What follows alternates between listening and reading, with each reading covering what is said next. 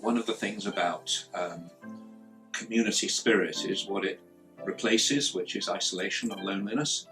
And I think it's no accident that one of the worst punishments that human beings have been able to devise is solitary confinement.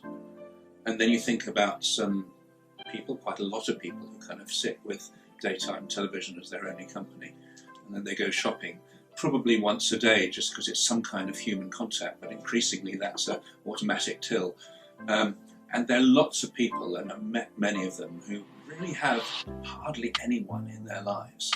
And that's an incredibly sad situation to be in. It's okay if you're working and you have lots of work connections. It's okay if you've got a big extended family and you're all in and out of each other's houses. But a lot of people fall between those stools.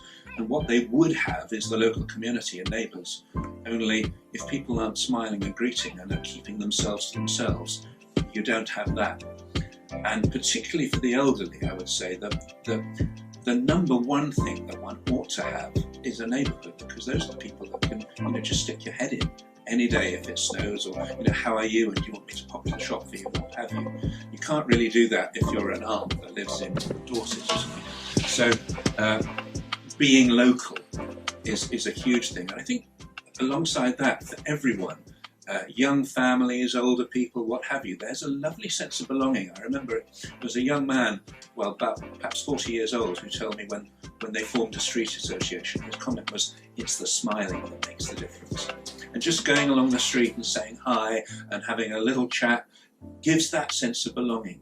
And if you have a sense of belonging, what it turns is a seemingly hostile world into a friendly world, an embracing, a warm world. And I think our society really needs to be warmed up.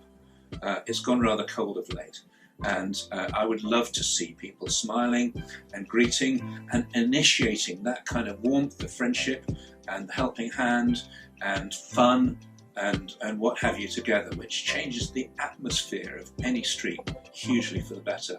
Another thing I've heard is that people, where there's a sense of community, they'll allow their child, maybe aged sort of 8 or 10, to go out to the local shop because they know that neighbours will kind of look out for the child. It's really nice for children to meet other children from the same street. And sometimes in school there's a whole lot of sort of peer pressure, but on your own street, somehow that's not there, it's not so competitive, and they can just relax and have fun. So really for all age groups it makes a huge difference. Young mums getting together, a men's curry evening.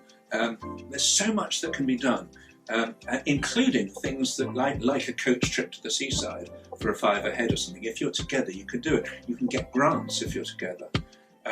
So I'm a great believer in community as something that it addresses isolation, but it does so much more. It makes the place where you are a happy place to be. And what's not to like about that?